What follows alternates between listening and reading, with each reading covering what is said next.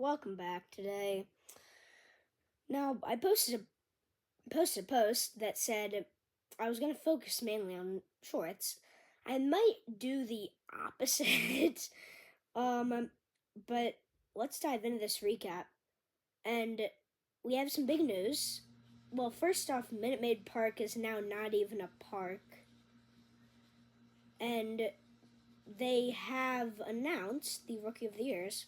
So we'll get to that in a second. But the first thing is Willie Adames, I don't think I've posted a recap in a while, but a couple, maybe a week or so ago, he announced that he wanted to move to second base, which is big. But now he is in a lot of. He's meeting with a ton of teams. He met with the Astros. Well, he didn't meet, but the teams that are interested now, primarily, are the Astros, Blue Jays, Braves, and Red Sox. Those are teams that really only we saw the Braves possibly getting him. Now, I guess if the Blue Jays get him, they're going to trade away Bo Bichette because they don't need to have two almost good shortstops, if you count Bichette as a good shortstop.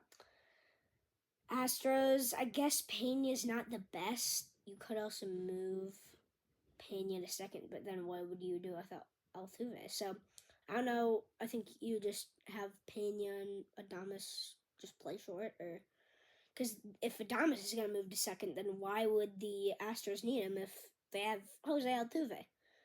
I guess Bregman is a free agent. You can make that point, but I really don't see why you need him in Houston.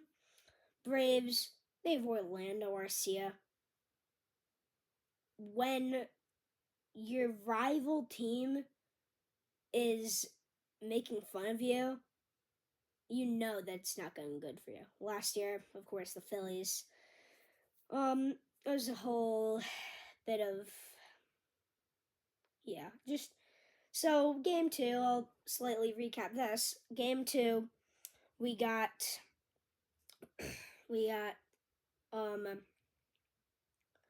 well, first of all, Braves won that game by 1 run. Bryce Harper made a base running mistake to end the game, and Orlando Arcia, who's known for being horrible in the playoffs, commented and said, "Attaboy, Harper." Next game, guess what? Harper hits 2 bombs and stares down Orlando. So now, I really don't think he's going to be their shortstop coming into next year. I think Willie Adames will go to them eventually, but yeah. And then Red Sox, who is theirs? I guess they really don't have the best infield other than Rafi and Casas. Like second base, I guess that's like Willie is. I think Willie or Braves in the outfield though. I'm not that good with the Red Sox actually. I don't know who's their shortstop. Is it still Trevor Story? I don't know. But I guess Adames could go to them. So those are the 4 teams that Adames is into. Now getting into the real video. I mean, that was part of the real video. But the 2 kind of surprising, but also at the same time not surprising, Rookie of the Years. We got Luis Gil in the American League. He was kind of like,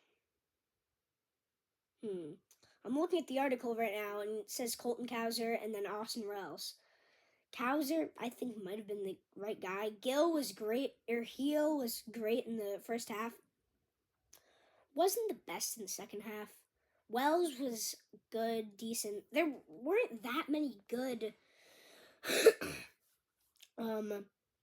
there weren't that many good players, rookies, in the American League. Of course, in the National League, it was stacked. But, of course, Jackson Holiday, he's not really going to be in contention. I think now we can't win it because, was it the max games? I don't know. But I think Colton Cowser would have been the guy to go to, not Gil, because he was a little shaky in the second half. And Gil was actually pretty old for a rookie, 26.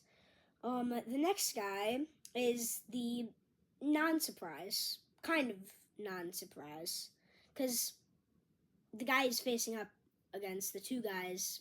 Oh my God, they are beastly.